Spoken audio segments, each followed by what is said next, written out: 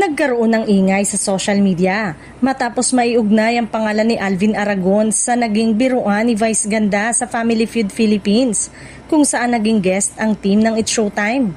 Sa naturang episode, nabanggit ni Vice ang tungkol sa taong may amats bilang bahagi ng survey na para sa ilang netizen ay tila pahaging sa naging viral na pahayag noon ni Alvin tungkol sa kanyang karanasan sa pananampalataya at pagmamahal sa Diyos. Bagamat walang direktang pagbanggit ng pangalan, mabilis itong napansin ng mga manonood online.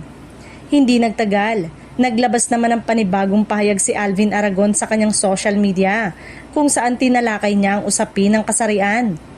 Ayon sa kanya, ang babae raw ay para sa lalaki.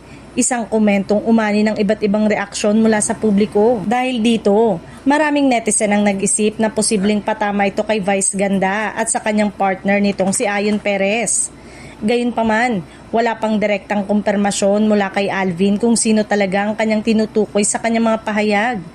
Samantala, nananatiling tahimik si Vice Ganda hinggil sa issue at wala ring opisyal na pahayag mula sa kampo nila ni Ayon Perez.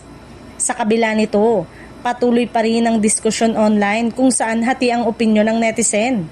May ilan na umaalma, habang ang iba naman ay ipinagtatanggol ang kanilang panig. Sa ngayon, nananatiling haka-haka ang lahat at wala pang malinaw na kumpirmasyon kung may direktang alitan nga ba sa pagitan ng dalawang panig. Patuloy namang hinihintay ng publiko kung may magsasalita pa ukol sa nasabing issue.